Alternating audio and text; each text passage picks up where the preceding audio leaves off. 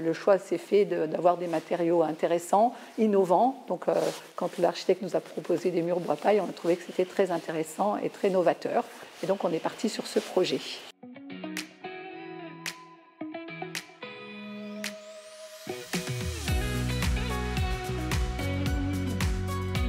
C'est une école qui date des années 70, qui avait besoin de rénover déjà depuis de nombreuses années, avec des problèmes de toiture identifiés, puisque toiture amiantée. Mais un orage en juin 2022 nous a obligés à prendre le taureau par les cornes, on va dire, puisque pendant un week-end, des plaques d'isolation sont tombées dans les couloirs au premier étage. Donc là, il a fallu délocaliser les classes en urgence. On a fait appel au collège qui est juste à côté de nous et le collège a répondu tout de suite positivement pour héberger 2 classes.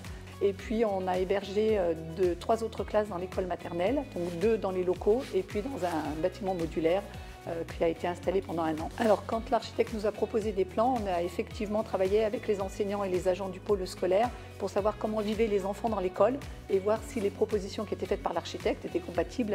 Et puis on a informé les familles au départ et l'architecte est venu à une réunion avec l'ensemble des familles qui étaient invitées pour leur montrer le projet. Le souhait était aussi d'avoir le plus possible de matériaux biosourcés. Là, on a essayé aussi de jouer ce terrain-là, donc en mettant du bois à l'intérieur par exemple, sans reprendre toutes les huisseries parce que les huisseries étaient relativement récentes.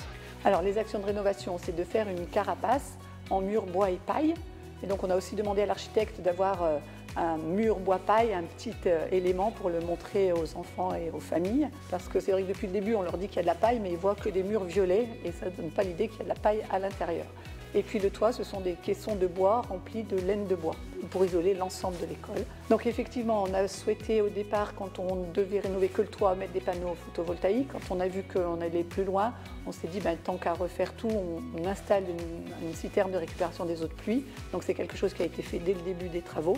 Et puis à partir du moment où on est passé dans la charpente, on a vu que le réseau électrique était vieux puisqu'il y a des choses qui ont été rajoutées au fur et à mesure des années. On a essayé effectivement de cocher toutes les cases et notamment les éco-conditionnalités qui nous visent à nous faire baisser de deux classes notre catégorie de consommation d'énergie.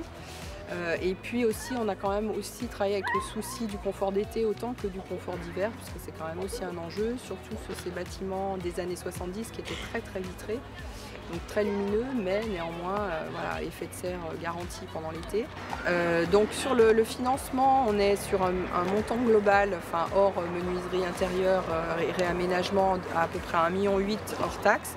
Et le reste, on a emprunté, notamment on a emprunté auprès de la Banque des Territoires sur ce dossier-là. On a, sur un gros projet comme ça, on a quand même plutôt une unanimité au niveau des élus, ce qui est déjà importante. Et puis on a une très belle fresque à l'intérieur qui a été créée à la création de l'école en 1975 par un artiste local.